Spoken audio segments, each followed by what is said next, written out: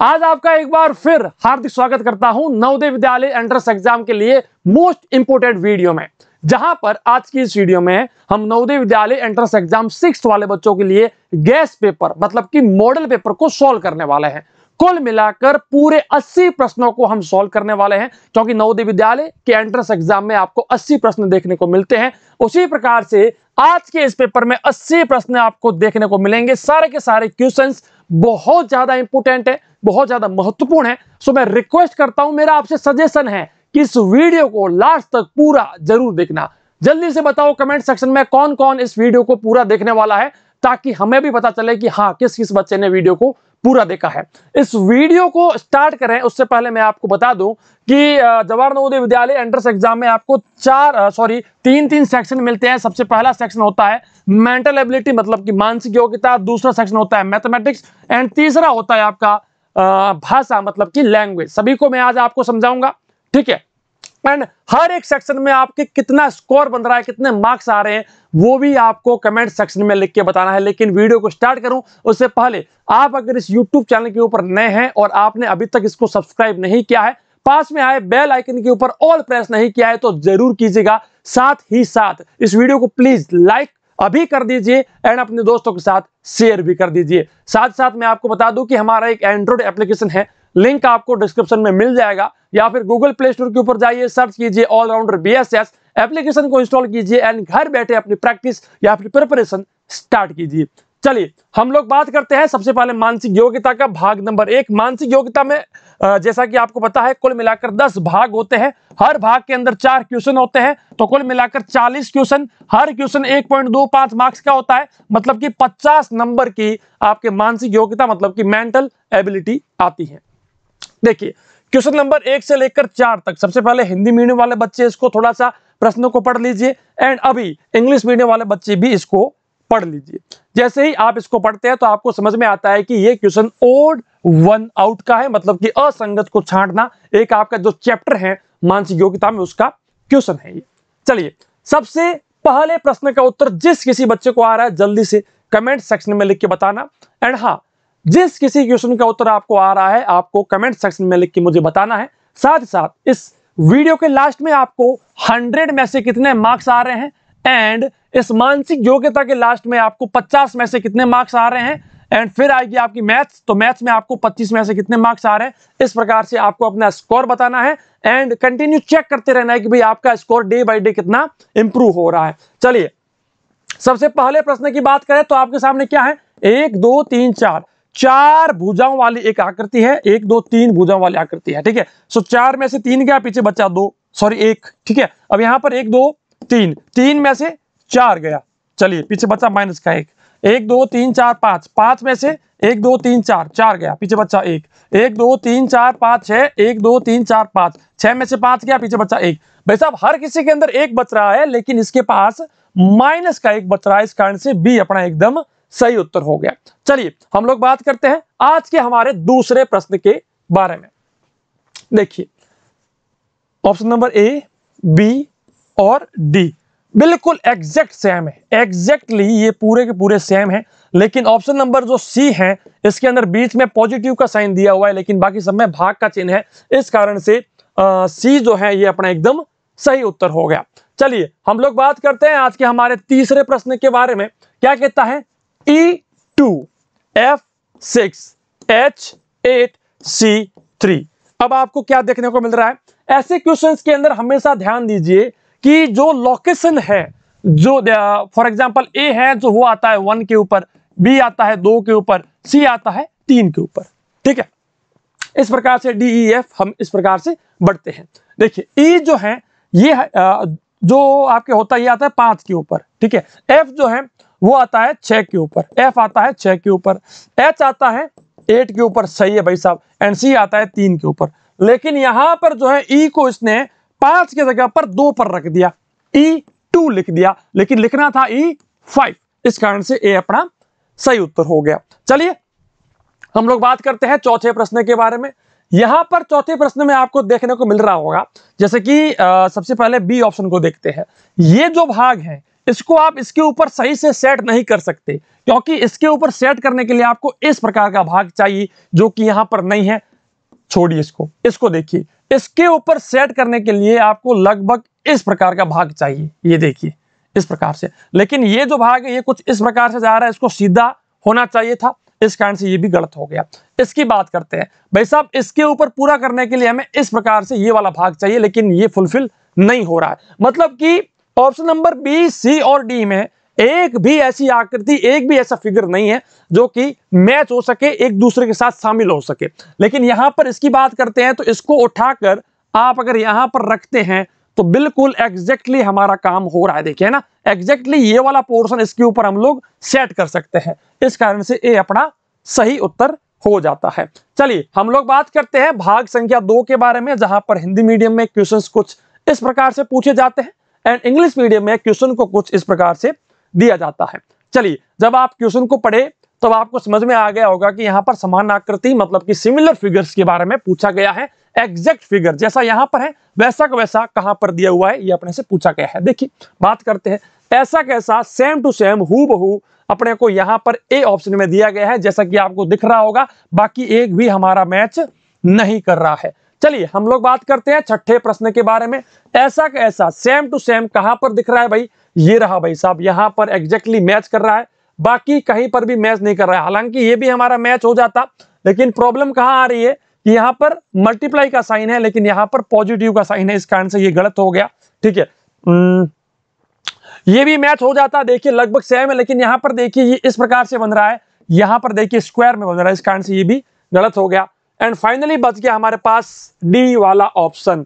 तो भाई डी और इसके अंदर कोई ज्यादा फर्क नहीं है, बट प्रॉब्लम क्या है कि यहां पर देखिए मल्टीप्लाई के साइन के बीच में स्पेस दे दिया है, खाली जगह छोड़ दी है, जो कि हमें नहीं छोड़नी थी, इस कारण से ए अपना सही उत्तर हो गया है। बहुत बार होता है कि एग्जाम में आपको चारों ऑप्शन एक जैसे दिखते हैं, लेकिन थोड़ा फोकस करते हो ना, थोड़ा सा दिमाग को खोल के देखोगे ना, तो आपको समझ में आएगा कि कहां पर गलतियां हैं, कहां पर चूक हो रही है। चलिए 7वें प्रश्न के बारे में बात करते हैं। ऐसा कैसा हूबहू कौन सा है भाई, ऐसा कैसा हूबहू एकदम एग्जैक्ट जो है वो अपने को दिया गया है ऑप्शन नंबर बी के अंदर। बी के अंदर क्यों दिया गया है, क्योंकि देखिए ये दोनों तो सीधे गलत हो गए, क्योंकि देखिए लाइन इस साइड आ रही है, तो भाई साहब दोनों गलत हो गए। ये है तो इसका मुंह जो है इस साइड होना चाहिए था, लेकिन इसका मुंह इस साइड है, गलत हो गया, इस कारण से बी अपना एग्जैक्टली मैच कर रहा है। चलिए 8वें प्रश्न के बारे में बात करते हैं। ऐसा कैसा कौन है भाई, ये रहा ऑप्शन नंबर डी के अंदर एग्जैक्टली मैच कर रहा है, जैसा कि आपको देखने को मिल रहा है। यहां पर सीधी लाइन है, यहां पर भी सीधी है, लेकिन यहां पर ऊपर वाली लाइन जो है ब्लैक डॉट इस साइड है, इसमें ब्लैक डॉट इस साइड है, इस कारण से ये गलत हो गया और अपना उत्तर जो है वो कौन सा हो गया भाई, डी अपना एकदम सही उत्तर हो गया। चलिए हम लोग बात करते हैं तीसरे भाग के बारे में, जल्दी से हिंदी वाले बच्चे भाग संख्या 3 देख लीजिए भाई। चलिए बात करते हैं इंग्लिश मीडियम में, ये है आपका पार्ट नंबर 3, आपने देख लिया होगा। हम लोग बात करते हैं इसके 9वें प्रश्न के बारे में। देखिए यहां पर क्या हो रहा था, पॉजिटिव का साइन था, फिर ये मल्टीप्लाई हो गया, मतलब कि थोड़ा सा घूमा, तो ये भी थोड़ा सा घूम जाएगा, घूमेगा तो क्या होगा, इस प्रकार से लाइनें बन जाएगी, जो कि ऑप्शन नंबर 1 के अंदर मैच कर रही है। इसको कहा जाता है पैटर्न कंप्लीशन, मतलब कि आकृति पूरक। चलिए बात करते हैं 10वें प्रश्न के बारे में। यहां पर देखिए आप ये इस प्रकार से बना है और इसके यहां पर उल्टा बना है। अब आप इसको कितना भी घुमा लोगे ना, तो चीज तो आपको वो की वो देखने को मिलेगी। ठीक है भाई, चीज तो आपको वो की वो देखने को मिलेगी। तो इस प्रकार से डायग्राम जहां कहीं पर भी बन रहा है वो अपना सही उत्तर होगा, ऑप्शन नंबर बी अपना एकदम सही उत्तर हो जाता है। चलिए हम लोग बात करते हैं 11वें प्रश्न के बारे में। 11वां प्रश्न क्या कहता है, देखिए यहां पर इसका उल्टा हो गया इस साइड, तो इसका भी उल्टा हो जाएगा इस साइड। चलिए इसका उल्टा क्या होगा, ये ऊपर से आ रहा तो अब नीचे से जाएगा और यहां से गोला बन जाएगा, सो कि ऑप्शन नंबर अपना बी एकदम एग्जैक्टली मैच कर रहा है। चलिए हम लोग बात करते हैं 12वें प्रश्न के बारे में। 12वां प्रश्न क्या कहता है, देखिए जैसा यहां है सेम यहां पर है, तो जैसा यहां पर है वैसा वैसा यहां पर भी बन जाएगा। चलिए तो इस प्रकार से अपना उत्तर होना चाहिए, जो कि ऑप्शन नंबर सी के अंदर बिल्कुल मैच कर रहा है। बेटा सी के अंदर मैच कर रहा है ना, हालांकि ये भी मैच करता था, लेकिन यहां पर उसने लाइन को कुछ इस प्रकार से बना दिया, इस कारण से गलत हो गया। सी अपना एग्जैक्टली सही है। चलिए बात करते हैं चौथे भाग के बारे में। चौथा भाग क्या कहता है, प्रश्न संख्या 13 से लेकर 16 तक। ठीक है, अब यहां पर हिंदी मीडियम वाले बच्चे इसको थोड़ा ध्यान से पढ़ना एंड इंग्लिश मीडियम वाले बच्चे भी इसको ध्यान से पढ़ लीजिए। ये है बेटा सीरीज वाले क्वेश्चंस। कौन सा है? सीरीज कंप्लीशन, श्रृंखला को पूर्ण करना। एक सीरीज बन रही है, एक श्रृंखला बन रही है। जैसे कि सबसे पहले आप पहली में पढ़ते हैं, फिर दूसरी में पढ़ते हैं, फिर और आगे बढ़ते हैं ना। ये तो होता नहीं है ना कि पहली में पढ़े, दूसरी में पढ़े, फिर सीधा पांचवी में आ गए। ये तो पॉसिबल नहीं है। तो एक सीरीज बनती है, एक श्रृंखला बनती है। देखिए सबसे पहले यहां पर क्या है? डब्लू है। क्या है? डब्लू। फिर देखिए डब्लू को उठाकर यहां ले लिया एंड उसके नीचे आ गया एक्स, उसके नीचे आ गया एक्स, ठीक है। फिर डब्लू को उठाकर नीचे ले लिया, एक्स को उठाकर यहां ले लिया एंड ऊपर आ गया वाई। ये आपको आया समझ में क्या हो रहा है? देखिए यहां पर डब्लू पहले यहां था, फिर यहां आया, फिर यहां आ गया, ठीक है। अब इसकी बात करते हैं। ये एक्स पहले यहां था, अब एक्स यहां आ गया, तो अब ये एक्स जो है ये ऊपर आ जाएगा। चलिए भाई साहब एक्स आ गया ऊपर, डब्लू है जो नीचे आ जाएगा भाई साहब, ये आ गया नीचे। एंड अभी यहां पर क्या हुआ था? डब्लू एक्स, ठीक है। वाई जो है वाई ये भी उठकर यहां आ जाएगा। चलिए वाई भी उठकर यहां आ गया, तो अब यहां क्या आएगा? जेड आ जाएगा। क्या आ जाएगा बेटा? जेड। ओके एक सेकंड, कहीं ना कहीं गलती हो रही है हमारे से। क्या हो रहा है? डब्लू की पोजीशन यहां आ गई, फिर डब्लू नीचे आ गया, तो अब भाई साहब यहीं आएगा। चलिए यहां आ गया। एक्स की पोजीशन की बात करते हैं। एक्स अभी यहां था तो अब ऊपर आ जाएगा, वाई यहां आ जाएगा, तो जेड यहां आ जाएगा। चलिए जेड अपने यहां आ गया। देखिए W X Y Z, W X Y Z भी अपना एकदम एग्जैक्टली मैच कर रहा है। चले भाई बात करते हैं 14वें प्रश्न के बारे में। I P O Z, P O Z I, O Z I P, क्या देखने को मिल रहा है यहां पर? देखिए इसको उठाकर यहां ले लिया, ठीक है, फिर इसको उठाकर यहां ले लिया, तो अब क्या होगा? इसको उठाकर पीछे ले लेंगे, तो जेड आई पी ओ आ जाएगा। So Z I P O, Z I P O ये रहा। डी अपना एग्जैक्टली मैच कर रहा है। चलिए हम लोग बात करते हैं 15वें प्रश्न के बारे में। आज का हमारा 15वां प्रश्न क्या कहता है? सबसे पहले देखिए ये नीचे जा रहा है, ये ऊपर जा रहा है, ये राइट में जा रहा है और ये लेफ्ट में जा रहा है, ठीक है। सेकंड ऑप्शन में क्या हुआ? इसको ऊपर किया एंड इसको पीछे किया, ठीक है, यानी कि सभी को एक साइड में किया, इसको भी एक साइड में किया। अभी ये कह रहा है कि यहां पर फिर क्या किया हमने? देखिए आपके सामने है। सबसे पहले स्टेप में आपने चेंज क्या किया ये सोचिए आप। देखिए इनको तो आपने चेंज नहीं किया, जैसे है वैसे वैसे आपने रख लिए, ठीक है।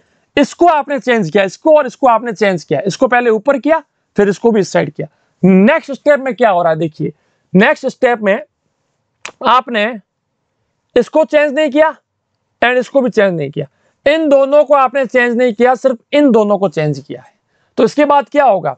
इसके बाद हम दोनों इन दोनों को चेंज नहीं करेंगे, इनको चेंज कर देंगे। क्या हो क्या रहा है? आप चीज को समझिए, थोड़ा सा फोकस कीजिए। सबसे पहले हमने क्या किया? सबसे पहले हमने इन दोनों को चेंज किया। देखिए इन दोनों की पोजीशन जो है उनको, मतलब कि इनकी जो डायरेक्शन है उसको आप लोगों ने चेंज कर दिया।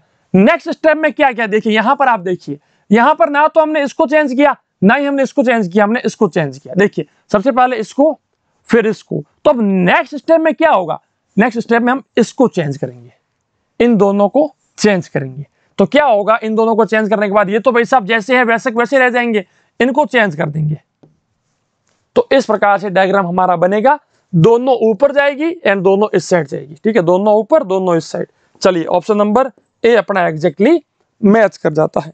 चलिए हम लोग बात करते हैं आज के हमारे 16वें प्रश्न के बारे में।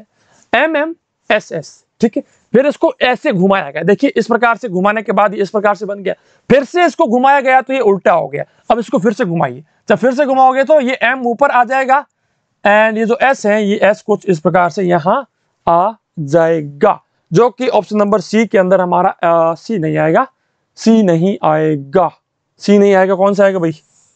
क्योंकि M जो है M को हमें ऐसे करना है, क्योंकि घूम रहा है ना, तो M ऐसे आ जाएगा। ये रहा, बी अपना एग्जैक्टली मैच कर जाता है भाई। आ गया समझ में? ठीक है, ये तो पूरा गलत है, ये भी गलत है, इन दोनों में से कोई एक होगा। अब इसमें ये वाला भी गलत है, ठीक है, बी भी हमारा गलत है। क्यों बी गलत है? क्योंकि ये तो चलो मैच कर रहा है, लेकिन ये जो एस है ना ये मैच नहीं कर रहा, क्योंकि जब ये घूमेगा ना तो एस इस प्रकार से होगा। कैसे होगा? इस प्रकार से, है ना। लेकिन इसमें एस जो है इसने एस को उल्टा बना दिया, ठीक है। तो अपना ऑप्शन नंबर ए अपना एग्जैक्टली मैच कर रहा है। मैंने क्या कहा, हाँ मतलब सारे के सारे क्वेश्चंस कहीं ना कहीं आपको दिखेंगे हाँ मैच कर रहे हैं, सही है, लेकिन थोड़ा एक्स्ट्रा फोकस करके देखिए, आपको उत्तर मिलेगा। चलिए प्रश्न संख्या भाग संख्या 5 के बारे में बात करते हैं। भाग संख्या 5 के अंदर क्या है भाई, एक और ध्यान से पढ़ लीजिए इसको। फिर हम लोग बात करते हैं 17वें प्रश्न के बारे में। ऐसे क्वेश्चंस को कहा जाता है एनालॉजी रिलेशन, मतलब कि समानता संबंध वाले प्रश्न। चलिए जो रिलेशन इसके और इसके बीच में है वो सेम रिलेशन इसके और इसके बीच में होना चाहिए। चलिए यहां पर देखिए इस प्रकार से लाइन थी, इसके बीच में एक लाइन थी, फिर क्या हुआ, इसको उल्टा किया गया एंड इस लाइन को नीचे ले आए, यानी कि इस डायग्राम के बीच में, ये जो डायग्राम है इसके बीच में जो कुछ चीज थी उसको हम लोगों ने नीचे ले लिया। चलिए यहां पर हम लोग देखते हैं, ये जो डायग्राम है ये रहा, देखिए ये वाला डायग्राम है ना। अब इस डायग्राम के बीच में जो भी चीज है उसको हम लोग नीचे ले लेंगे एंड इसको उल्टा कर देंगे। तो भाई साहब इसको हम लोगों ने उल्टा कर दिया एंड इसको हमने नीचे ले लिया। सो कुछ इस प्रकार से हमारा डायग्राम बनना चाहिए जो कि ऑप्शन नंबर ए के अंदर मैच कर रहा है। चलिए हम लोग बात करते हैं नेक्स्ट हमारे 18वें प्रश्न के बारे में। 18वें प्रश्न में क्या है, सर्किल यहां पर हाफ था, लेकिन नेक्स्ट स्टेप में क्या हुआ, सर्किल को पूरा कर लिया एंड बाहर वाली चीज को आधा कर लिया। यहां पर भी वो क्यों चीज करते हैं, इस स्क्वायर को हम लोग पूरा कर लेते हैं एंड इस ट्रायंगल को हम लोग छोटा कर लेते हैं। तो कुछ इस प्रकार से बनेगा, ऑप्शन नंबर ए के अंदर हमारा एग्जैक्टली मैच कर रहा है। चलिए हम लोग बात करते हैं 19वें प्रश्न के बारे में। देखिए सबसे पहले इसके और इसके बीच का रिलेशन देखिए, क्या किया है हम लोगों ने, हमने इसको घुमा दिया एंड गोले में चेंज कर दिया। ठीक है, इसको भी आप लोग घुमा दीजिए, तो घुमाओगे तो क्या होगा, गोले में इस प्रकार से चेंज हो जाएंगे, जो कि ऑप्शन नंबर डी के अंदर मैच कर रहा है। क्यों डी के अंदर मैच कर रहा है, क्योंकि यहां पर आप देख सकते हैं सबसे बड़ा गोला, फिर उससे छोटा सा गोला, उससे छोटा। लेकिन यहां पर ये भी ऑप्शन ठीक हो सकता था, लेकिन आप देखिए बहुत बड़ा गोला, उससे छोटा गोला, और इसने तो बहुत ज्यादा छोटा कर दिया है ना, इस कारण से ये अपना गलत हो गया। ऑप्शन नंबर डी हमारा मैच कर जाता है। चलिए 20वें प्रश्न के बारे में बात करते हैं। ये ऊपर की साइड था, इसको घुमाकर इस साइड कर दिया। अब ये ऐसे है तो इसको घुमाएंगे ना हम लोग, तो ये इस प्रकार से बन जाएगा, इस प्रकार से बनेगा। तो कौन सा उत्तर होगा, ऑप्शन नंबर बी हमारा मैच होगा, क्योंकि इसको रोटेट कर दिया हम लोगों ने। ठीक है, घुमा दिया। चलिए हम लोग बात करते हैं आज के हमारे भाग संख्या 6 के बारे में।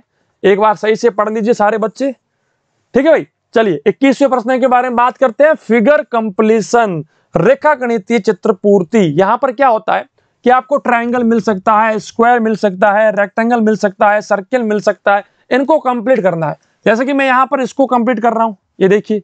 तो ये वाला जो डायग्राम है, ये वाला डायग्राम आपको कहां पर देखने को मिल रहा है, देखिए भाई साहब ऑप्शन नंबर 1 के अंदर मैच कर रहा है, बाकी वाले एक भी हमारे सही से फिट नहीं बैठ रहे हैं। चलिए हम लोग बात करते हैं 22वें प्रश्न के बारे में। देखिए ये है हमारे 22वें प्रश्न का, देखिए अब आपको क्या देखने को मिल रहा है, ये भी मैच हो सकता था, लेकिन ये देखिए इसके बीच में जो कोण बन रहा है, जो एंगल बन रहा है, वो इससे छोटा है। देखिए ये इतना बड़ा बन रहा है ना, बहुत ज्यादा बड़ा बन रहा है, ये छोटा बन रहा है, इस कारण से गलत हो गया।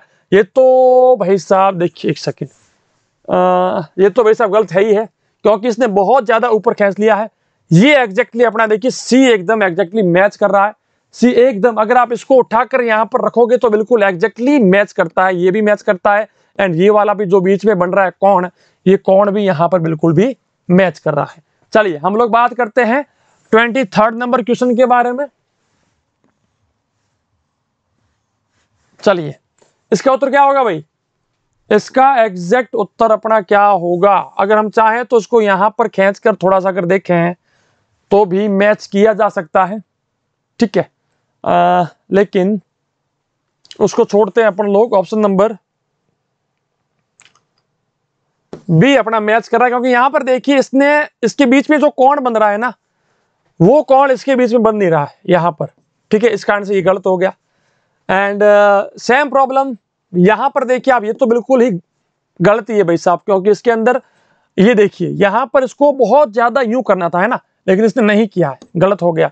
ये भी ये वाला देखिए, ये भी गलत हो गया, तो इस कारण से ये अपना बी एकदम मैच कर जाता है। चलिए हम लोग बात करते हैं 24वें प्रश्न के बारे में। 24वां प्रश्न क्या कहता है भाई, ये देखिए 24वां प्रश्न, कुछ इस प्रकार से हमारा बनना चाहिए। देखिए यहां पर ये गलत हो गया, क्योंकि हमें यहां पर जो कॉर्नर चाहिए ना, ये देखिए, ये जो कॉर्नर चाहिए वो कुछ इस प्रकार से चाहिए। ये गलत हो गया, ये भी गलत हो गया, क्योंकि ये बहुत ज्यादा छोटा हो गया है ना। अब या तो देखिए, या तो बी है या सी है, कौन सा होगा भाई?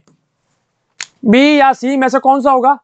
ऑप्शन नंबर सी अपना सही होगा, क्योंकि देखिए इसने इस लाइन को बहुत ज्यादा बाहर खींच लिया। देखिए, लेकिन हमें इतनी ज्यादा बाहर नहीं खींचनी है, पीछे कुछ स्पेस छोड़ना है। इस कारण से डी तो गलत ही है भाई, बी भी गलत है, सी एकदम सही उत्तर हो जाता है। चलिए बात करते हैं 7वें भाग के बारे में, 7th पार्ट के बारे में। जल्दी से क्वेश्चन को पढ़ लीजिए। ये है बेटा मिरर वाले क्वेश्चंस, दर्पण प्रतिबिंब वाले प्रश्न। चलिए, ई का उल्टा क्या होता है? देखिए, इसको ऐसे फोल्ड करना है, घुमाना है। तो ई का उल्टा ऐसे होता है, जे ऐसे उल्टा होता है, जी ऐसे होता है, एंड के कुछ इस प्रकार से बन जाता है। तो इस प्रकार का डायग्राम भाई साहब कहां बन रहा है? ये रहा आपके सामने। ऑप्शन नंबर डी अपना एग्जैक्टली मैच कर जाता है। चलिए हम लोग बात करते हैं 26वें प्रश्न के बारे में। इसको जब आप घुमाओगे तो कुछ इस प्रकार से लाइनें बनेगी, ठीक है। एंड ये ऐसे बन जाएगा, मल्टीप्लाई वाला चिन्ह यहां आ जाएगा, एंड प्लस ऊपर आ जाएगा, एंड गोला इस साइड आ जाएगा। चलिए, इस प्रकार का डायग्राम कहां पर बन रहा है भाई? देखिए देखिए, ये भी गलत हो गया, ये भी गलत हो गया, ये भी गलत हो गया। डी अपना एग्जैक्टली मैच कर रहा है। चलिए भाई, किस किस को समझ में आ गया? बात करते हैं 27वें प्रश्न के बारे में। आज का हमारा 27वां प्रश्न, इसका हमें ऊपर की साइड फोल्ड करना है। इससे पहले मिरर यहां पर था, अब ऊपर की साइड है, ठीक है भाई। ऊपर फोल्ड करते हैं। ऊपर फोल्ड करने के बाद क्या मिलेगा? ये लाइन जो है, ये लाइन नीचे आ जाएगी, क्योंकि पूरा ऑपोजिट हो जाएगा, ठीक है। ये जब ऊपर जाएगा तो कुछ इस प्रकार से बनाएगा, गोला जो है वो इस साइड बन जाएगा। सो इस प्रकार का डायग्राम हमारा कहां पर बन रहा है भाई? ऑप्शन नंबर डी के अंदर हमारा उत्तर मिल रहा है। चलिए हम लोग बात करते हैं आज के हमारे 28वें प्रश्न के बारे में। जय है, तो जय का उल्टा देखिए, इसका उल्टा ये हो गया, ए ऐसे उल्टा हो गया, एंड जे ऐसे उल्टा हो गया। चलिए, तो ये हो गया अपना आई ए जे कुछ इस प्रकार से बनना चाहिए, जो कि ऑप्शन नंबर सी के अंदर मैच कर रहा है। चलिए हम लोग बात करते हैं आज के हमारे भाग संख्या 8 के बारे में। 8वां भाग मतलब कि 8th नंबर पार्ट हमें क्या कहता है? चलिए, इसके अंदर है बेटा अपने फोल्डिंग अनफोल्डिंग, मतलब कि एक पेज होगा, उसको काटना है, फोल्ड करना है, व्हाटएवर। इस प्रकार से क्वेश्चन पूछा जाता है। सबसे पहले हमने इसको नीचे किया, फिर इसको इस साइड किया, इस साइड करने के बाद इसको काटा, वापस खोलोगे, ठीक है। चलिए वापस खोल दिया, ऊपर करोगे, ठीक है। तो इस प्रकार का डायग्राम हमारा बनना चाहिए, जो कि ऑप्शन नंबर बी के अंदर मैच कर रहा है। देखिए, ये दो तो ऊपर वाले ये बन गए, ठीक है, दो नीचे बन गए और एक ही बीच का गोला बन गया, ठीक है। सो बी अपना मैच कर रहा है। बात करते हैं 30वें प्रश्न के बारे में। सबसे पहले इस साइड फोल्ड किया, फिर इसको नीचे फोल्ड किया, नीचे फोल्ड करने के बाद इस प्रकार से काट दिया गया। वापस ऊपर खोलो भाई, ऊपर खोलने के बाद क्या होगा कि सबसे पहले ऊपर जाएगा, है ना, ये ऐसे बन जाएगा, ठीक है। अब इसको उस साइड खोलो, वापस उस साइड खोलोगे,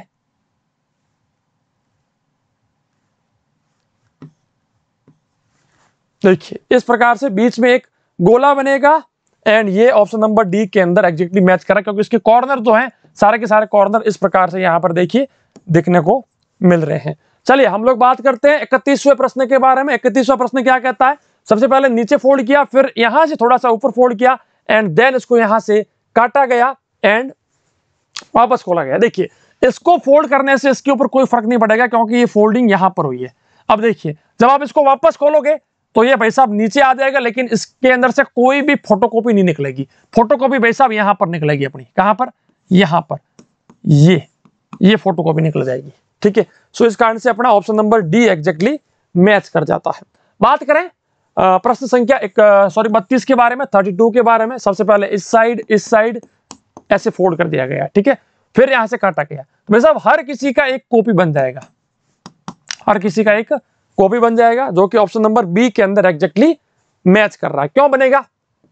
क्योंकि ये यहां पर बनेगा, ये यहां पर बनेगा, ये यहां पर बनेगा। जब इसको वापस खोलोगे तो ये सारी कॉपियां बन जाएगी। चलिए भाग संख्या 9 जल्दी से देख लीजिए, पार्ट 9। बात करते हैं प्रश्न संख्या 33 के बारे में। क्या कहता है भाई? 33 इन सारे पीसेज को मिलाकर कौन सी आकृति बनेगी, कौन सा डायग्राम बनेगा। चलिए 1 2 3 अब चेक करते हैं। देखिए चेक करने पर क्या पाया गया, इसके अंदर तो वैसा मैच नहीं कर रहा क्योंकि 2 ही इसके अंदर भाग दिए गए हैं। इसके अंदर देखा जाए तो नहीं, मुझे तो कोई मैच होता दिख नहीं रहा है। इसके अंदर भी है नहीं। ऑप्शन नंबर डी के अंदर मैच हो रहा है। भाग संख्या 1 ये रहा, ठीक है, थोड़ा सा उसको एक्सटेंड किया गया है, ये मिस प्रिंटिंग भी हो सकती है, कोई इतनी बड़ी बात नहीं है, ठीक है। तीसरा अपने पास ये रहा और दूसरा अपने पास ये रहा, ठीक है। सो डी अपना एग्जैक्टली मैच कर रहा है। 34वें प्रश्न के बारे में बात करते हैं भाई। 34वां प्रश्न 1 2 3, ठीक है। तो ये रहा अपने पास 1, ये रहा 2 और ये रहा 3, एकदम सही से मैच कर रहा है। अब है ना, बहुत सारे बच्चे बोलेंगे सर ये वाला भी सही है, लेकिन यहां पर क्या हो रहा है कि देखिए थोड़ा सा बैंड है बीच में, है ना, बीच में बैंड है, इस कारण से ये सही नहीं है। अपना ऑप्शन नंबर डी मैच कर जाता है। चलिए हम लोग बात करते हैं नेक्स्ट हमारे क्वेश्चन के बारे में। क्वेश्चन नंबर 35 क्या कहता है, 1 2 3 4, ओके। चलिए अब ये कहां पर मैच कर रहे हैं भाई, ये अपने मैच कर रहे हैं। देखिए ये तो चलो ठीक है, 4 नंबर यहां पर आ गया, ठीक है। बाकी तो भाई कहां पर मैं निकालूंगा इनको, नहीं है यहां पर, ये वाला ये मैच कर रहा है। देखिए ऑप्शन नंबर सी, देखिए भाग, ये जो पहला भाग है ना ये यहां पर मिल जाता है, दूसरे वाला भाग अपने को यहां पर मिल जाता है, तीसरे वाला भाग अपने को यहां पर मिल जाता है, एंड चौथे वाला भाग अपने को यहां मिल जाता है। इस कारण से ऑप्शन नंबर सी मैच कर रहा है। बाकी भाई साहब एक भी चुन्नू मुन्नू सा मैच नहीं कर रहा है। 36वें प्रश्न के बारे में बात करें, क्या कहता है, 1 2 3 4 5 और 6 भाग दिए हुए हैं, ठीक है। देखिए सबसे पहला भाग मान लीजिए, दूसरा भाग मान लीजिए, तीसरा भाग मान लीजिए, चौथा भाग मान लीजिए, ठीक है। लेकिन इसके अंदर 5 6 7 भाग दिए हुए हैं, इस कारण से ये गलत हो गया। चलिए पहला भाग ये रहा मान लो, दूसरा ये रहा, तीसरा हम इसको मान लेते हैं, चौथा हम लोग इसको मान लेते हैं, ठीक है। अभी इसके अंदर 2 भाग और बचे हुए हैं, सॉरी 5वां 6ठा 7वां, इसके अंदर भी 7 भाग हैं, इस कारण से ये भी गलत हो गया। चलिए इसकी बात करते हैं, पहला भाग, दूसरा भाग, तीसरा एंड चौथा ये हो गया, ठीक है। अब देखिए 5वां ये जो है ये थोड़ा सा बैंड है, ठीक है। तो 5वां हम लोग इसको मान सकते हैं एंड 6ठा हम लोग इसको मान सकते हैं। लेकिन एक बार इसको भी चेक कर लेते हैं, पहला यहां आ गया, दूसरा यहां आ गया, तीसरा यहां आ गया, चौथा यहां आ गया, 5वां यहां आ गया, 6ठा यहां आ गया। अब कौन सा आपको ज्यादा सफिशिएंट लग रहा है जी, कौन सा आपको ज्यादा सफिशिएंट लग रहा है? मेरे ख्याल से तो दोनों ही लगभग सेम ही है, कोई इसके और इसके अंदर ज्यादा फर्क मुझे नहीं दिख रहा है। तो कहीं ना कहीं गलती हमें निकालनी पड़ेगी। ये देखिए ये 1 नंबर जो है ये एग्जैक्टली यहां पर देखिए मैच कर रहा है, लेकिन यहां पर ये 1 नंबर मैच ज्यादा नहीं कर रहा है, इस कारण से ये गलत है और डी अपना सही है। मैंने क्या कहा था, बहुत सारे क्वेश्चंस ऐसे आएंगे जहां पर लगभग उत्तर जो है वो सेम आपको दिखेगा, लेकिन बस फोकस कहां करना है। यहां पर देखिए ये छोटा सा ये वाला भाग जो है ना, ये इसके अंदर बिल्कुल फिट बैठ रहा है, लेकिन यहां पर ज्यादा फिट नहीं बैठ रहा, इस कारण से ये गलत हो गया और डी अपना सही उत्तर है। चलिए 10वें भाग के बारे में बात करें। 10वां भाग हमें क्या कहता है, पार्ट नंबर 10, एम्बेडेड फिगर, सन्निहित आकृति। देखिए ये वाला डायग्राम हमें कहां पर छिपा हुआ मिल रहा है, देखिए ये वाला डायग्राम यहां पर छुपा हुआ मिल रहा है, इस कारण से ए अपना एकदम सही उत्तर हो गया, है ना। चलिए बात करते हैं 38 के बारे में। ये वाला डायग्राम, ऐसी आकृति हमारे को यहां पर छिपी हुई मिल रही है, इस कारण से बी अपना सही उत्तर हो गया। बात करते हैं 39वें प्रश्न के बारे में। यहां पर देखिए ये वाला डायग्राम ये रहा, ठीक है भाई, एकदम मैच कर रहा है। चलिए बी भी हमारा सही उत्तर हो गया। 40वें प्रश्न के बारे में बात करें, ये वाला डायग्राम कहां पर छिपा हुआ मिल रहा है भाई, ये वाला डायग्राम यहां पर छिपा हुआ मिल रहा है, इस कारण से बी अपना सही उत्तर हो गया। चलिए अभी हम लोग बात करते हैं मैथमेटिक्स मतलब कि गणित के बारे में। तो आइए बात करते हैं अंक गणित मैथमेटिक्स सेक्शन नंबर 2, जिसके कुल 20 क्वेश्चन आते हैं। हर क्वेश्चन 1.25 मार्क्स का होता है एंड कुल मिलाकर देखा जाए तो अपने को 25 नंबर के क्वेश्चन यहां पर देखने को मिलते हैं। चलिए भाई बात करते हैं सबसे पहले प्रश्न के बारे में। सबसे पहला प्रश्न क्या कहता है, what is the smallest 5 digit number which can be formed with the digits 4 0 and 9। यानी कि 4 0 और 9 से बनने वाली 5 अंकों की सबसे छोटी संख्या कौन सी है वो अपने को बतानी है। चलिए, सबसे छोटे का पूछ रहा है तो सबसे छोटा अंक पहले आएगा। सबसे छोटा अंक 0 है, लेकिन किसी भी संख्या के स्टार्टिंग में 0 हो तो उसका कोई मतलब नहीं रहता। इस कारण से हम लोग 4 लिखते हैं, फिर 0 0 0 9। अब मैंने यहां पर 0 3 बार क्यों लिखा? क्योंकि हमें 5 अंकों की संख्या चाहिए, ठीक है, और मेरे पास कितने अंक हैं? 3 अंक है। इस कारण से मैंने 0 को 2 बार लिखा, क्योंकि मुझे सबसे छोटी संख्या चाहिए ना, इसलिए सबसे छोटे अंक को रिपीट किया जाता है। सो बी अपना एकदम सही उत्तर है। बात करते हैं दूसरे प्रश्न के बारे में। How many seconds are there in 24 hours? 24 घंटे में कितने सेकंड होते हैं भाई? देखिए, 1 घंटे के अंदर 60 मिनट होते हैं, 1 मिनट के अंदर 60 सेकंड होते हैं। तो भाई साहब 60 मिनट के अंदर 60 × 60 मतलब कि 3600 सेकंड्स हो जाएंगे, ठीक है। तो 1 घंटे के अंदर 3600 सेकंड होते हैं, 1 घंटे के अंदर 3600 सेकंड होते हैं। तो 24 घंटे में 6 चौक 24, ठीक है, 4 तिया 12 2 14, 4 तिया 12 सॉरी 6 दूनी 12 है ना, 6 दूनी, एक सेकंड यार, ये कैसे कर दिया मैंने, 36 × 24 करना है अपने को, बाकी 2 0 डाल देंगे। 6 चौक 24, 4 तिया 12 2 14, 12 और 2 असला की 1, 6 और 1 7, ठीक है, 4 6 8 0 0, ठीक है, 86,400। डी अपना एग्जैक्टली सही उत्तर हो जाता है।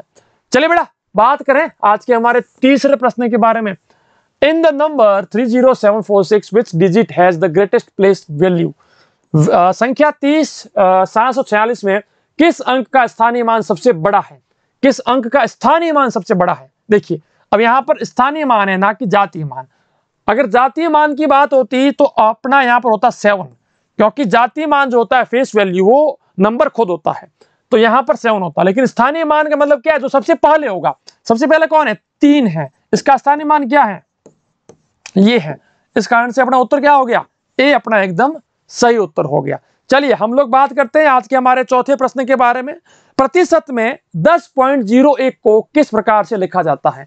प्रतिशत मतलब कि परसेंटेज के अंदर 10.01 को कैसे लिखते हैं? देखिए, 10.01 इंटू में, अब इसको परसेंटेज में चेंज कर रहे हैं, ठीक है भाई। सो 1001% हो जाएगा हमारा उत्तर, 1001%।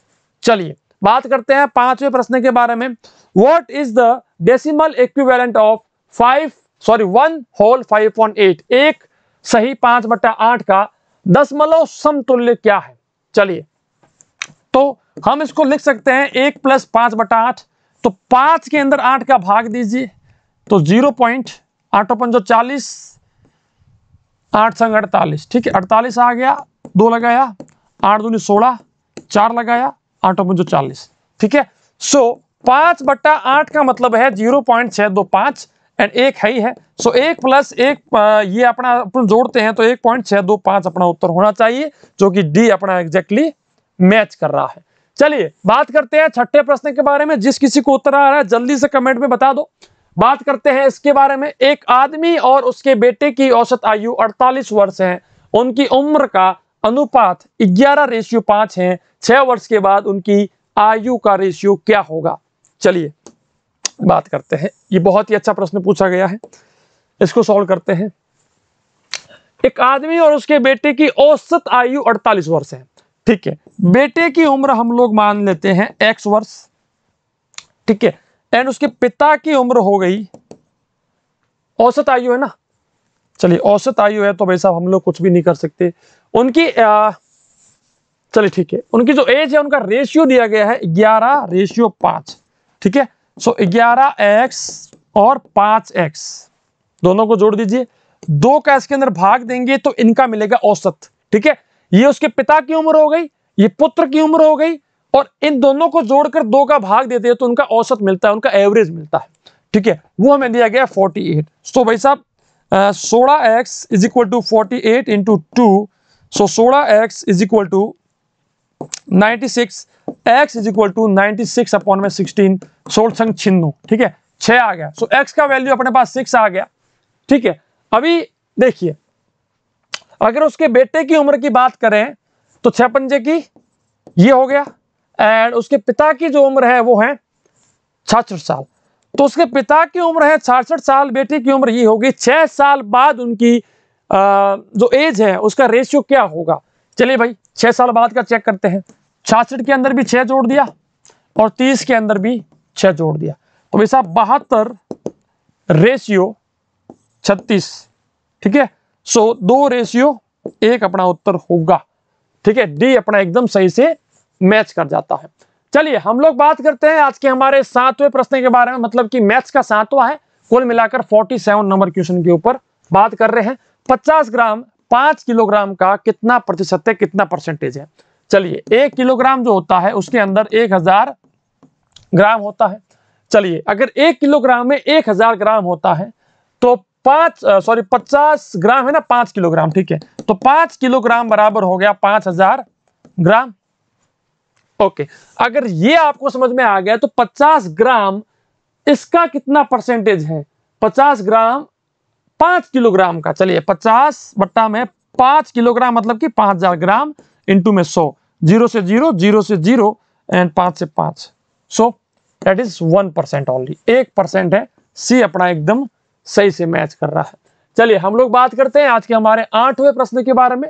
4006, 4055, 44004 और 444 का योग क्या होगा। चलिए भाई क्या बात है, जोड़ते हैं सबको। देखिए जोड़ने पर क्या आता है।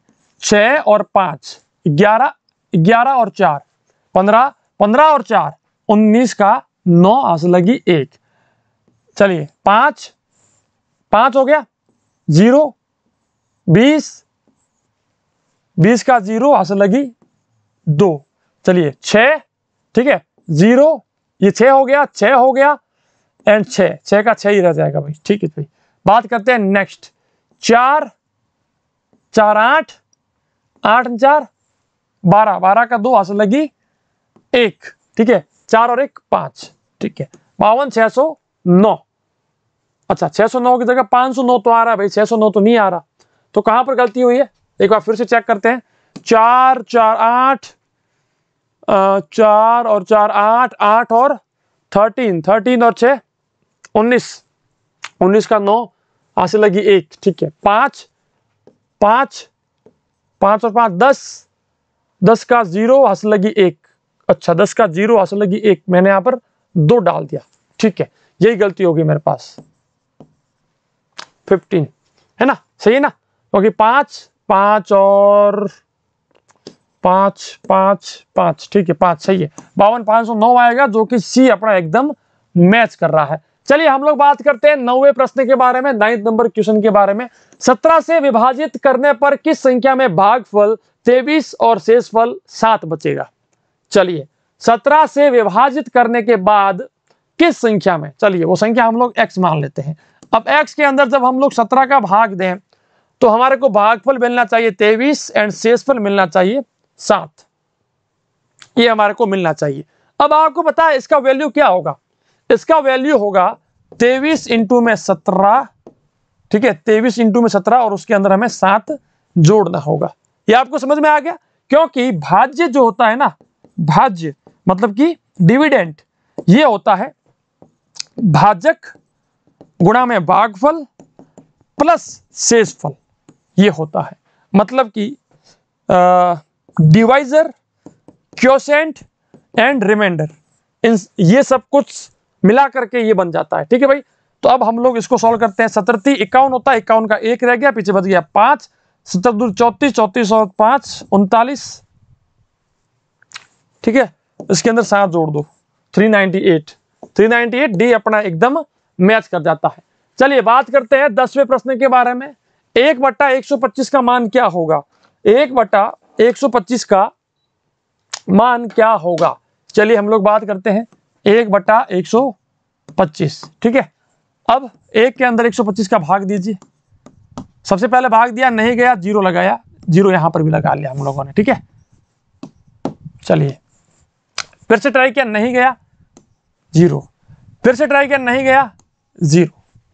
ठीक है, देखिए मैं आपको फिर से समझाता हूं। सबसे पहले हमारे पास 1 था, 125 का भाग देना था, ठीक है, एक बार हमने ट्राई किया नहीं गया तो जीरो यहां पर लिया, यहां पर हमने पॉइंट लगा लिया, फिर से ट्राई किया नहीं गया, जीरो यहां लगाया, जीरो यहां पर भी लगा लिया, फिर से ट्राई किया नहीं गया, जीरो यहां लगाया, जीरो यहां लगाया। अब हम लोग ट्राई करते हैं, तो करीब करीब 8 बार भाग जाएगा, ठीक है, 800 और यहां पर बच जाएगा 8 बार भी नहीं जाएगा भाई, क्योंकि 7 बार ही जाएगा। 7 5 35, 7 14 और 3 17, 7 1 7 और 1 8, ठीक है, 8 बार जाएगा भाई, क्यों नहीं जाएगा। 8 बार भाग दिया तो 1000 हमें पूरा का पूरा मिल गया और जीरो हो गया, तो 0.008 सी अपना एकदम सही उत्तर है। चलिए बात करते हैं 11वें प्रश्न के बारे में। 7 8 2 6 और 1 की सहायता से बनने वाली 5 अंकों की सबसे छोटी संख्या कौन सी है। जब छोटी संख्या की बात है तो सबसे छोटा अंक पहले आएगा 1 आएगा, फिर उससे बड़ा 2, फिर उससे बड़ा 6, फिर 7 और फिर 8, ठीक है। सो 12 678 सी अपना एकदम सही उत्तर है। चलिए हम लोग बात करते हैं नेक्स्ट हमारे क्वेश्चन के बारे में। देखिए ये रहा हमारा 12वां प्रश्न। यहां पर हमें स्क्वायर रूट निकालना है, मतलब कि वर्गमूल निकालना है। 0.01 का वर्गमूल निकालिए, 0.01 का वर्गमूल क्या होगा भाई, एंड फिर 0.09 का भी वर्गमूल निकालना है, एंड देन इसका भी भाग दीजिए, इसका भी भाग दीजिए। चलिए हम लोग इसका निकालते हैं वर्गमूल। अभी इसको मेथड से निकालेंगे, इससे अच्छा है 0.1 इंटू 0.1, ठीक है। जब आप 0.1 एंड 0.1 को मल्टीप्लाई करते हैं ना तो 0.01 आता है। इसी प्रकार से 0.3 एंड 0.3 को जब आप मल्टीप्लाई करते हैं तो भी आपको 0.09 मिलता है, ठीक है। सो इसका स्क्वायर रूट मतलब कि वर्गमूल होगा 0.1 अपॉन में 0.1 प्लस 0.3 अपॉन में 0.3। भाग दोगे तो 1 आएगा, भाग दोगे तो 1 आएगा, 1 और 1 2 होता है, तो डी अपना एग्जैक्टली सही उत्तर है। बहुत सारे बच्चों को हार्ड लग रहा होगा लेकिन बहुत ही आसान हो गए तो भाई, ठीक है भाई। बात करते हैं 13 नंबर क्वेश्चन के बारे में। 11 इकाई, 11 दहाई और 11 सैकड़ा बराबर क्या होगा। 11 ones, 11 tens and 11 hundreds equal to.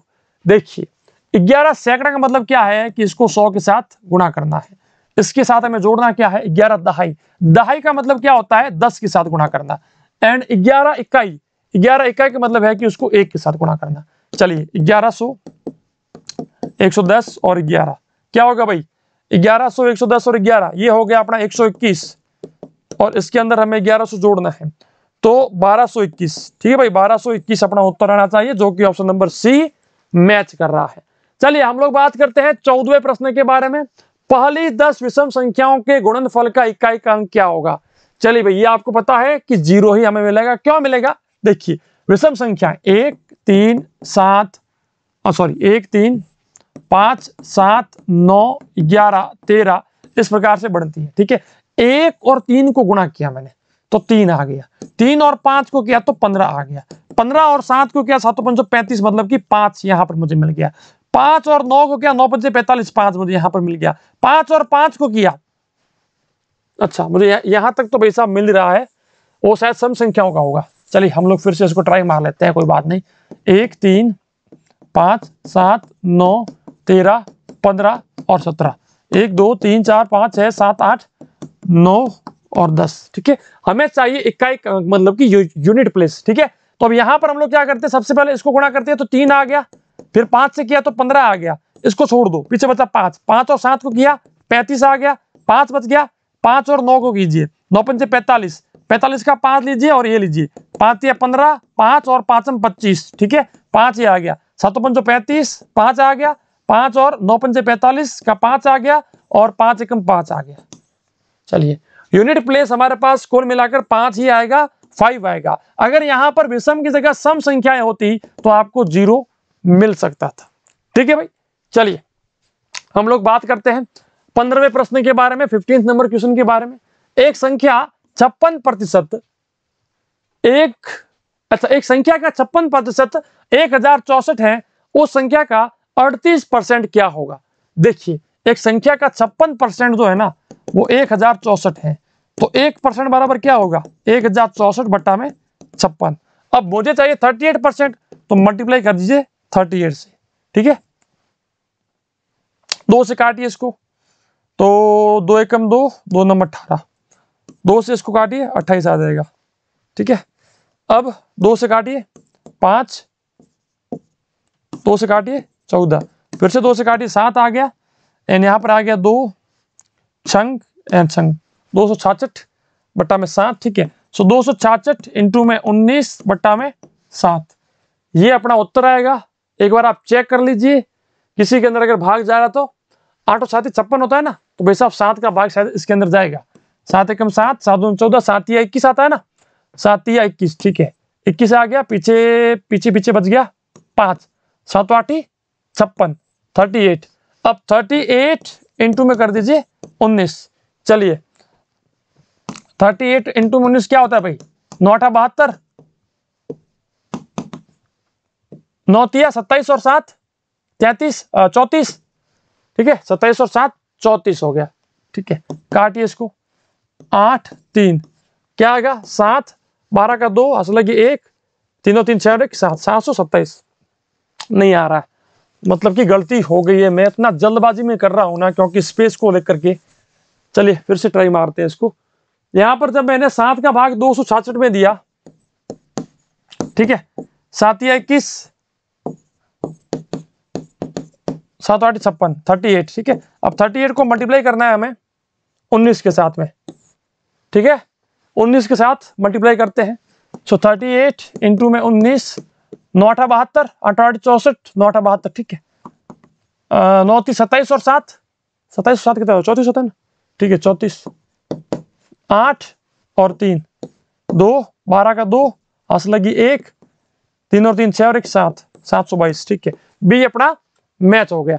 चलिए बात करते हैं 16वें प्रश्न के बारे में।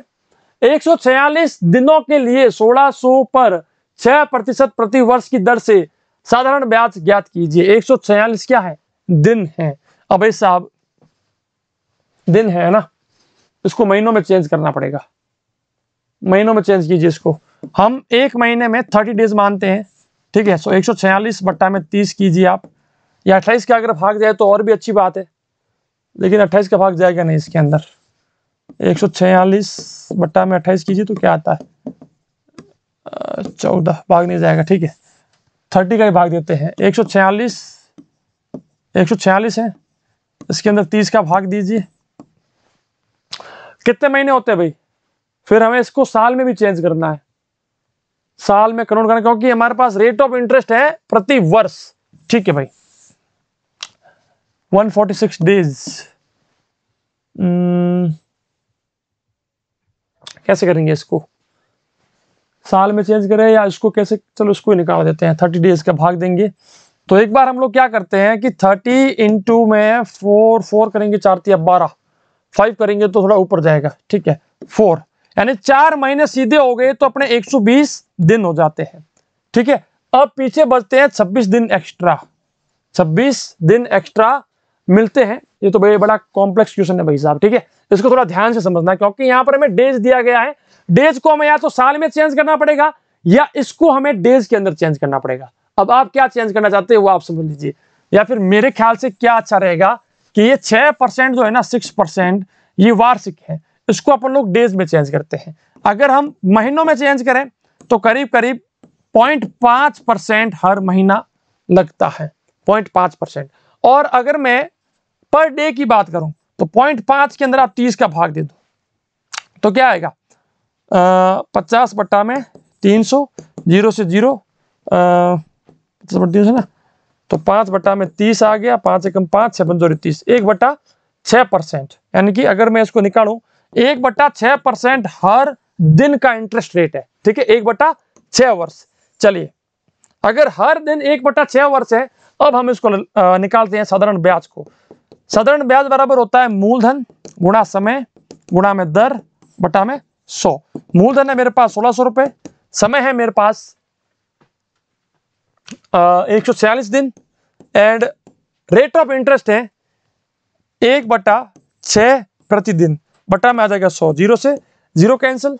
ठीक है भाई, एंड यहां पर इसको 2 से काटते हैं तो 8 आ गया। ठीक है, एंड 5 से 11, ओके। अभी हमारे पास 8 दिया 24 आ गया, 24 इंटू में 146। गलत गलत गलत गलत गलत गलत, ये भाग के अंदर है ना भाई, तो 8 बट्टा में 3 आ गया, इंटू में आ गया 146। चलिए अब इसको सोल्व करते हैं। अभी हमारे पास क्या है, भाग दीजिए इसके अंदर। 146 के अंदर 3 का जब भाग दोगे तो 4 तिया 12 आता है, 2 आ गया, अच्छा चौक 8 तिया 24 होता है ना, 8 तिया 24, 8 बार भाग जाएगा, 24 आ गया है ना, 4 तिया 12, 2 बचा, 6 लगाया, 8 तिया 24, 2 0 पॉइंट, 3 एकम 3, 3 एकम 3, 3 दूनी 6 यार, 48 तो इसके अंदर ऑप्शन भी नहीं है यार, 48 ऑप्शन में भी नहीं है, लेकिन कोई बात नहीं, ये कहीं ना कहीं क्वेश्चन गलत है भाई, ठीक है। 3 का भाग दिया तो अपने पास आ गया 6, 6 बार 18 आ गया ना, 18, तो 2 लगाया, 0 लगाया, ठीक है भाई, फिर से भाग दिया 6 6, तो पैसा 48.66 तो ये हो गया। अब इसको हमें मल्टीप्लाई करना है 8 के साथ, ठीक है भाई, 48.66 मल्टीप्लाइड बाई 8, ये अपना उत्तर आएगा, ठीक है। सो ये अपना उत्तर ऑप्शन में नहीं है, आप एक बार चेक कीजिएगा कि इसका एग्जैक्ट उत्तर हमारे पास क्या होना चाहिए। चलिए हम लोग बात करते हैं आज के हमारे 17वें प्रश्न के बारे में, 17th नंबर क्वेश्चन के बारे में। 107 centimetre is equivalent to, 107 centimetre किसके बराबर है। देखिए 1 सेंटीमीटर जो होता है ना, उसके अंदर 10 mm होता है, 10 मिलीमीटर होता है। अब 107 सेंटीमीटर है तो बराबर क्या हो जाएगा, 10 इंटू 107, मतलब कि 1070 mm, ठीक है भाई। तो ये अपना एकदम सही उत्तर है, बिल्कुल सही आंसर है। चलिए बात करते हैं आज के हमारे 18वें प्रश्न के बारे में। भूमि के एक आयताकार भूखंड की लंबाई इसकी चौड़ाई से दोगुनी है और इसकी परिमाप 60 मीटर है, आयत का क्षेत्रफल क्या होगा।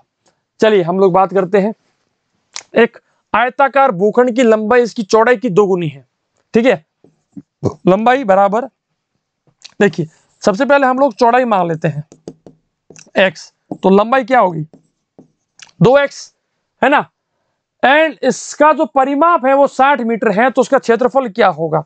चलिए भाई साहब, इसका जो परिमाप है वो है 60 मीटर। अब आपको पता है कि जो आयत होता है उसका परिमाप होता है 2 इंटू लंबाई प्लस चौड़ाई, ठीक है, तो 2 इंटू लंबाई कितनी है 2x और चौड़ाई कितनी है x, ठीक है, एंड वो अपने को दिया गया है 60 मीटर। चलिए भाई अब इसको आप काटिए, 30 मीटर आ गया, तो 3x is equal to 30 metre, x is equal to आ गया 10, ठीक है, तो चौड़ाई उसकी हो गई 10 मीटर, लंबाई उसकी हो गई 20 मीटर, तो अब इसका क्षेत्रफल हो गया 10 इंटू में 20 मतलब कि 200 वर्ग मीटर, तो सी अपना एकदम सही उत्तर हो जाता है। चलिए हम लोग बात करते हैं आज के हमारे 19वें प्रश्न के बारे में।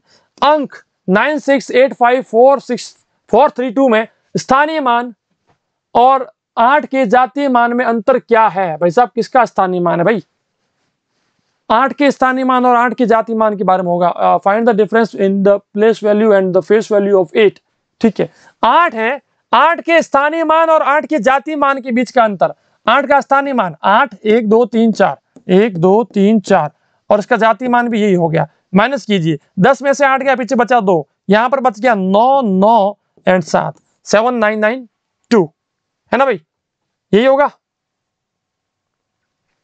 80,000 ना भाई, 1 2 3 4, 1 2 3 4, तो एक बार 9 और आएगा, ठीक है, सो 79992 ये अपना एकदम सही उत्तर है। चलिए हम लोग बात करते हैं 20वें प्रश्न के बारे में। 8 मीटर लंबी और 6 मीटर ऊंची और 22.5 सेंटीमीटर मोटी दीवार बनाने के लिए कितनी ईंटों की आवश्यकता होगी, यदि यह दिया गया है कि प्रत्येक ईंट का माप 25 सेंटीमीटर, 11.25 सेंटीमीटर और 6 सेंटीमीटर है। चलिए इसको भी सॉल्व करते हैं। 1 मीटर बराबर होता है 100 सेंटीमीटर, तो 8 मीटर बराबर हो गया 800 सेंटीमीटर, 6 मीटर बराबर हो गया 600 सेंटीमीटर, एंड इसी प्रकार से 22.5 सेंटीमीटर हमें ऑलरेडी दिया गया है, ठीक है। तो अपने को क्या करना है, ईंटों की संख्या निकालनी है, तो कुल दीवार का वॉल्यूम कितना है, कुल दीवार का आयतन कितना है वो निकाले सबसे पहले। सो 800 इंटू में 600 इंटू में 22.5 बट्टा में आएगा हमारे पास इसका जो दिया हुआ है वॉल्यूम, ठीक है, ये वाला, ठीक है, सो 25 सेंटीमीटर इंटू 11.25 सेंटीमीटर इंटू में 6 सेंटीमीटर। चलिए 6 कम 6, 100 यहाँ आ गया हमारे पास। ठीक है, 25 से कम 25, 25 चौके 100 होता है, तो 8 चौक 32, तो ये 32 बार भाग यहाँ जाएगा। ठीक है भाई, 8 बार भाग इसके अंदर जाएगा। ठीक है, 8 चौक 32, ठीक है सही है, 32 बार भाग यहाँ चला गया। अब इसके अलावा कुछ बचा है क्या पीछे? इस पॉइंट को उठाकर यहां लेते हैं तो 2 जीरो ऊपर और बढ़ जाएंगे।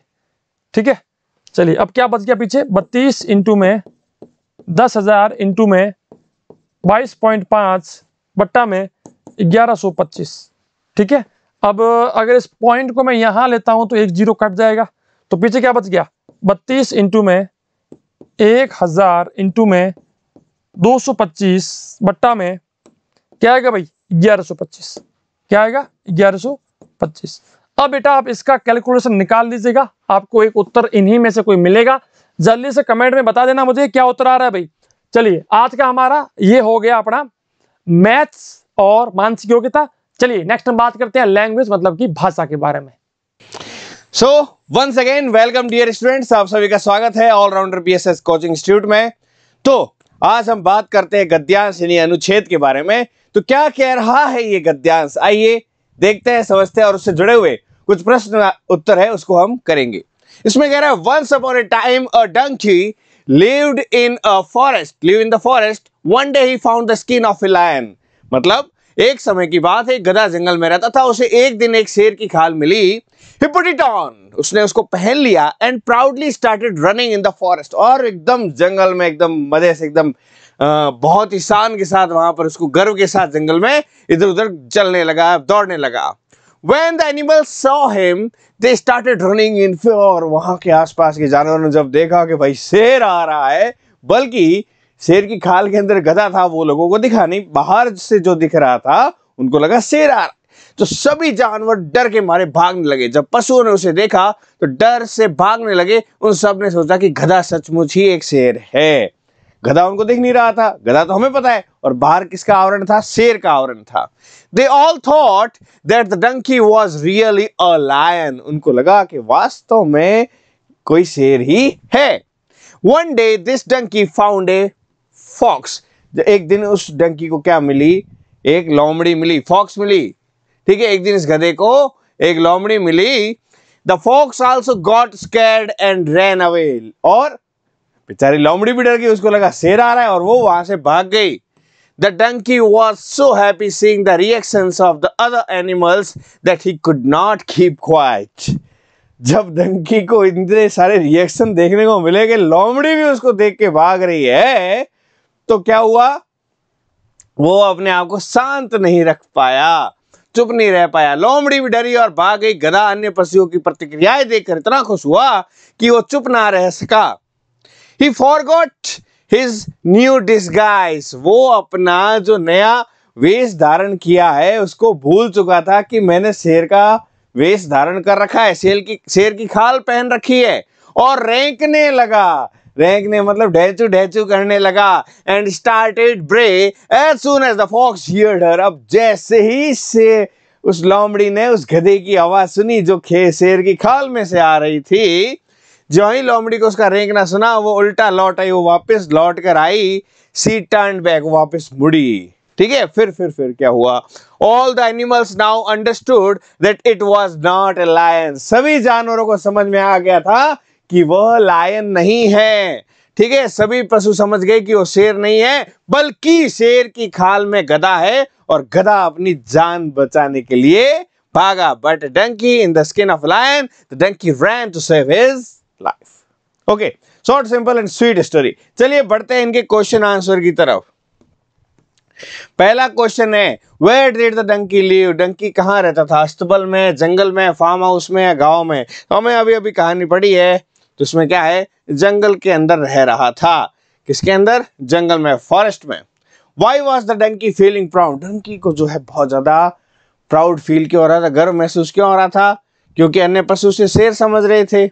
बिल्कुल सही बात है। अन्य उसके बहुत मित्र बन गए थे? नहीं, दूसरे पशु उसे सम्मान दे रहे थे। हाँ, ये भी बात सही है।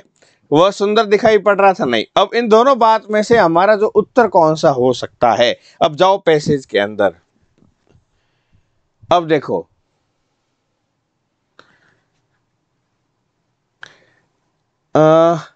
देखो, when the animals saw him they started running in fear. He put it on and proudly started running in the forest. उसको स्किन मिली और वो गर्व के साथ जंगल में घूमने लगा। ठीक है, और नीचे और दूसरा ऑप्शन क्या है?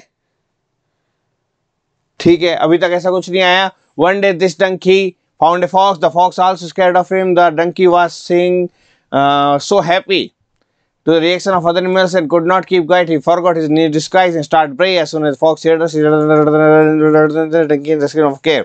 अब देखो, दूसरे पशु उसे सम्मान दे रहे थे और अन्य पशु उसे शेर समझ रहे थे।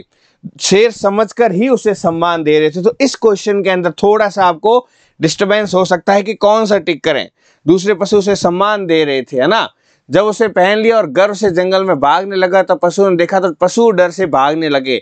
तो पशु जब उससे डर से भागने लगे तब जाकर उसको गर्व का महसूस हुआ। ठीक है, तो यहाँ पर हम जो है इस पैसेज के अकॉर्डिंग पशु जो उसे गर्व के बाद में जंगल में सब दूसरे जो पशु है गर्व से जंगल में भागने लगा और दूसरे पशु उसे देख के डरने लगे। तो कुल मिलाकर पशु जब उससे डर रहे थे तब उसे गर्व का एहसास हुआ। तो मेरे हिसाब से इसका उत्तर जो होगा वो सी होगा। क्या होगा बेटा? सी होगा। सी इसका करेक्ट आंसर है। क्या है बेटा? Correct answer. ओके, सो मैं इसका सी करना चाहूंगा।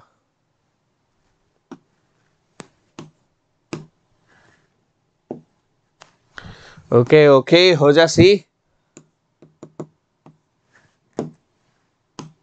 हाँ, हो गया। चलिए आगे बात करते हैं। अनुच्छेद में किस पशु का उल्लेख नहीं है? लोमड़ी, शेर, गधा और जेब्रा।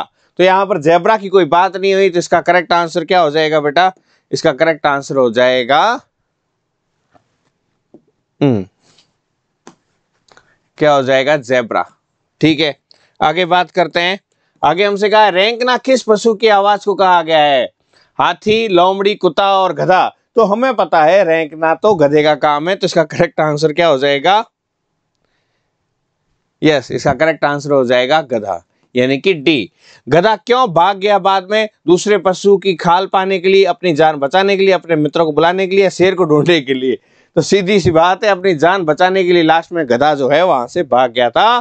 ठीक है, सो ब्रेक इसकी आवाज है डंकी की, और जेब्रा जो इसमें मेंशन नहीं है, और टू सेव हिज लाइफ ही डंकी रैन अवे। ओके, बहुत बढ़िया बहुत बढ़िया। आगे बढ़ते हैं अगले पैसेज की तरफ। अगला पैसेज है An elephant spends 16 to 18 hours a day eating food. मतलब एक जो हाथी होता है अपने दिन का 16 से 18 घंटे खाना खाते हुए वो क्या करता है? बिताता है। 16 से 18 घंटे खाना खाते हुए बिताता है। A full grown elephant can eat more than 137 kg of food each day. एक मतलब अच्छा हष्ट पुष्ट तंदुरुस्त, है ना, हाथी जो होगा, पूर्ण विकसित हाथी जो होगा प्रत्येक दिन में 137 किलोग्राम से अधिक खाना खा सकता है। Elephant is a vegetarian animal. Vegetarian मतलब जो मांस मच्छी वगैरह ना खाते हो, सिर्फ शाकाहारी भोजन करते हो, उन्हें शाकाहारी कहते हैं। ठीक है, जो साग पत्ते वगैरह जो है ये सब चीजें खाते हैं। They eat leaves, soft stalks, fruit of wild bushes and trees. यानी कि हाथी शाकाहारी पशु है, वे पत्तियां, कोमल डंठल, जंगली झाड़ियों और पेड़ों के फलों को खा जाते हैं। ठीक है, Indian elephants like to eat bamboo plants. Indian elephant को बैम्बू प्लांट्स बहुत ज्यादा पसंद है। भारतीय हाथी बांस के पौधों को खाना पसंद करते हैं। ठीक है बेटा, हाथी भोजन और पानी के लिए खोदने तथा पेड़ों की खाल चीरकर अलग करने के लिए अपने दांतों का उपयोग करते हैं। पानी वगैरह ढूंढने के लिए और किस चीज को खोदने के लिए जो है अपने आगे वाले दांतों का इस्तेमाल करते हैं, जो बड़े बड़े तीखे तीखे लंबे होते हैं।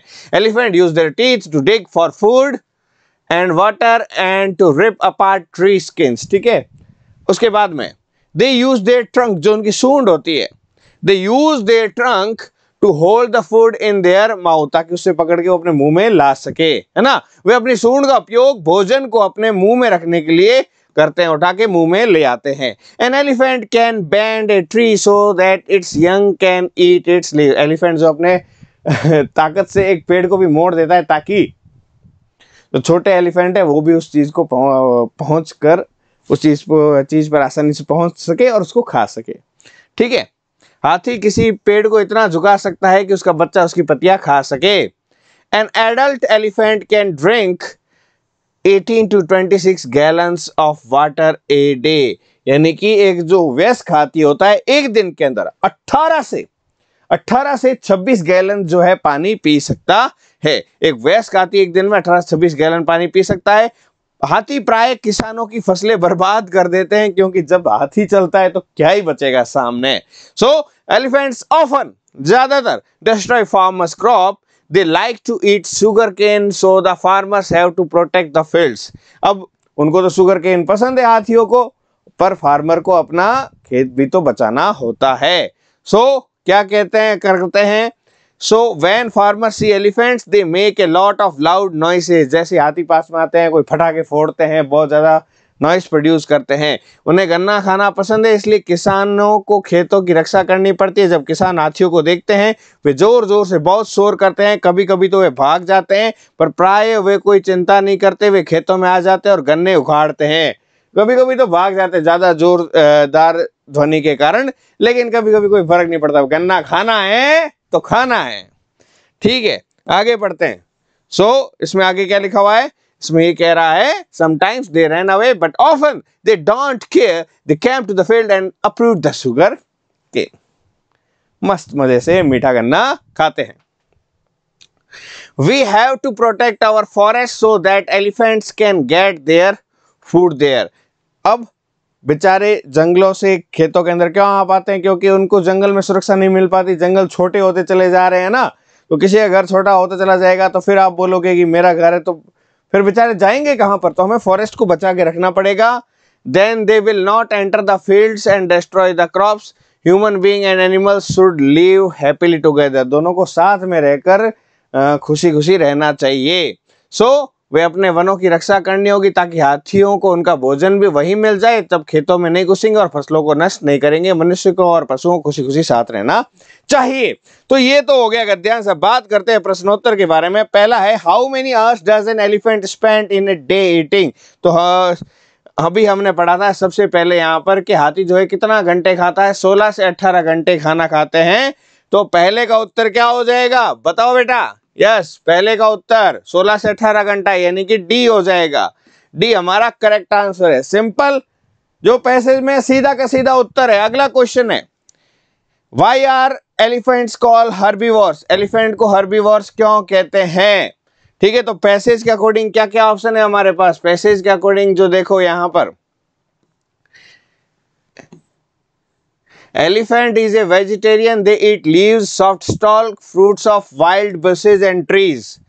ठीक है, अब यहां पर हाथियों को शाकाहारी क्यों कहा जाता है? They only eat vegetable and fruits. They only eat leaves and grass. They eat leaves, fruits and plants. They only eat trees and fruits. तो leaves भी खाते हैं, fruits भी खाते हैं, plants भी खाते हैं। यही सब चीजें खाती है। ओनली नहीं, ये सब चीजें, ये वाली जो ग्रीन वाली चीजें खाते हैं। तो इसका करेक्ट आंसर क्या हो जाएगा? सी हो जाएगा। Okay, they eat leaves, fruits and plants. पत्तियां, फल और पौधे खाते हैं। आगे बात करते हैं, अगला question, what do Indian elephant like to do? Indian elephant को क्या पसंद है? Eating sugarcane, destroying the crop, making noise, eating other animals. अब शुगर केन भी पसंद है, लेकिन इंडियन जो है एलिफेंट है उसको मोस्टली क्या पसंद आता है? तो यहाँ पर देखो, भारतीय हाथियों को क्या खाना पसंद है?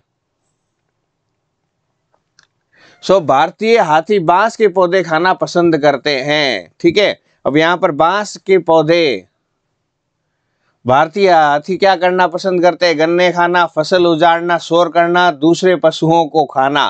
तो इसमें क्वेश्चन में थोड़ी सी मिस्टेक है, लेकिन चलो इसमें हम गन्ना खाना भी इनको पसंद है, तो इसलिए हम ये भी कर सकते हैं। उनको गन्ना खाना भी पसंद है, ये नीचे बाद में भी दिया गया था। ठीक है, पहले तो उन्हें ये सब चीजें भी पसंद है, ठीक है, लेकिन उन्हें गन्ना खाना पसंद है, ये भी यहाँ पर मेंशन किया गया है। तो इसको भी हम नकार नहीं सकते, उन्हें गन्ना खाना पसंद है। ओके, आगे बात करते हैं अगले क्वेश्चन के बारे में। अपनी फसल अपनी फसलों से। What do farmers do to drive away elephants from their crops? ठीक है, तो इसका तो हमने आंसर बता दिया कि they like to eat sugarcane. So why do farmers do to drive away elephants from their crops? अपनी फसलों को बचाने के लिए हाथियों को कैसे दूर भगाते हैं वो? Run after them, उनके पीछे भागते हैं। फायर गन एट्स देम, उन पर बंदूक चलाते हैं। शोर मचाते हैं, तो हमने क्या बताया, शोर मचाते हैं। अब शोर कैसे ही मचाओ, पैसेज के अंदर इसका आंसर क्या है, एक नॉइस। क्या करेंगे वो, शोर मचाते हैं। आगे बात करते हैं, चलिए, which of the following is an antonym of to destroy? Destroy का एंटोनिम क्या होगा? To make noise, to run away, to oppose, to defend. यानी कि नष्ट करना का उल्टा क्या हो जाएगा, शोर करना, भगाना, विरोध करना या रक्षा करना। तो नष्ट का उल्टा क्या होता है, डेस्ट्रॉय का क्या होता है उल्टा, रक्षा करना। तो करेक्ट आंसर क्या हो जाएगा, डी हो जाएगा। हमारा करेक्ट आंसर क्या है, डी, रक्षा करना यानी कि टू डिफेंड। ओके बेटा, बहुत बढ़िया।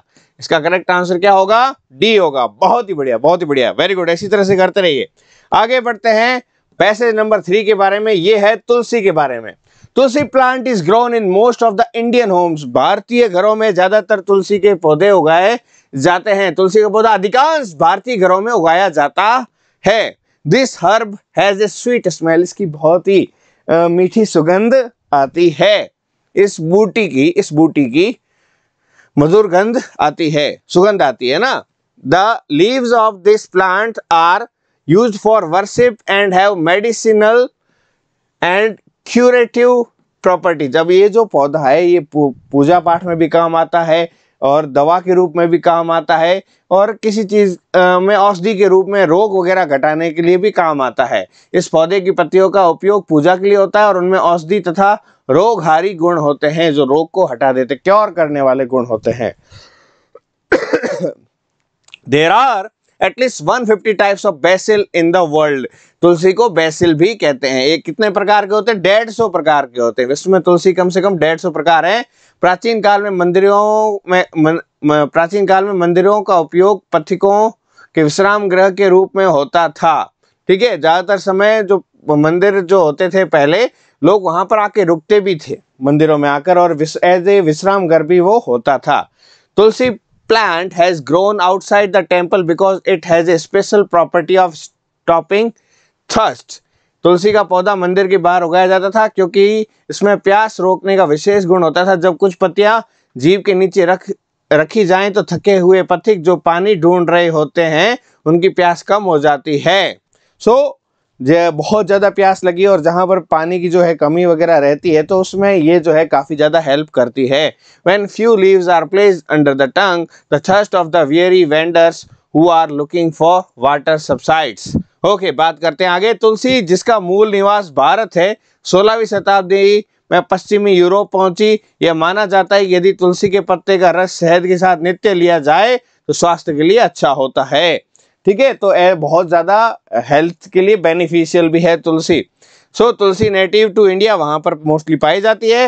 Reached western Europe in the 16th century. It is believed that if the juice of basil leaves is taken regularly with honey, it's good for health.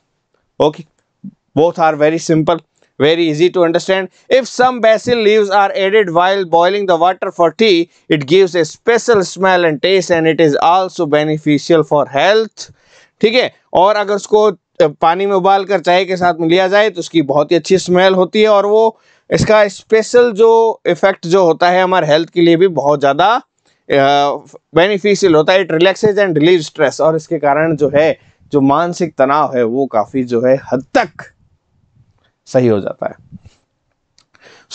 चाय के लिए पानी उबालते समय यदि कुछ तुलसी के पत्तियों को मिला दी जाए तो इसमें विशेष गंध और स्वाद आ जाता है और ये स्वास्थ्य के लिए भी लाभदायक है। ये आराम भी पहुंचाती है और तनाव दूर करती है। तो ये था तुलसी माता के बारे में छोटा सा गद्यांश। अब बात करते हैं इसके प्रश्नोत्तर के बारे में। Which of the following is not true about tulsi? तुलसी के बारे में कौन सी चीज सही नहीं है? पहला ऑप्शन है इट गिव्स फ्रेगनेंस, सही है। इट रिलीव्स स्ट्रेस, सही है। It is good for health. Its original place in the western Europe, ये ओरिजिनल प्लेस वेस्टर्न यूरोप में पहले पाई जाती है। इसका मूल स्थान तो भारत है, इसने बोला यूरोप है, तो ये बात क्या हो गई, गलत। तो हमारा करेक्ट आंसर क्या हो जाएगा, डी, क्योंकि हमसे पूछा गलत बात कौन सी है। क्या पूछा है, गलत बात कौन सी है। हाउ मेनी वेराइटीज ऑफ तुलसी, तो हमने ऊपर पढ़ा था 150 टाइप्स की वेराइटी है ना, 150 टाइप की थी, आया ना। 150 प्रकार की प्रजातियां थी, हाँ ये रहा 150 प्रकार की, दिखा। ओके, आगे बात करते हैं अगले प्रश्न के बारे में। तुलसी के पौधे को मंदिर के बाहर क्यों उगाया जाता है? क्योंकि बाहर जो है पथिक जो है उनकी प्यास जो होती थी उसको नियंत्रित करती है। कौन? तुलसी। तो इसका करेक्ट आंसर क्या हो जाएगा? पथिकों की प्यास को नियंत्रित करने के लिए तुलसी, first to control the thirst of the travellers, ये इज आवर करेक्ट आंसर। तुलसी का मूल निवास किस देश से? ऑब्सोल्युटली भारत से है। कहां से है? इंडिया से है। Mixture of honey and BECIL क्या होगा? स्वास्थ्य के लिए अहितकर है, स्वास्थ्य के लिए हितकर है, गुड फॉर हेल्थ है, बिल्कुल सही है भाई, कोई और दूसरा ऑप्शन देखने की जरूरत ही नहीं है, हमारे हेल्थ के लिए बेनिफिशियल है।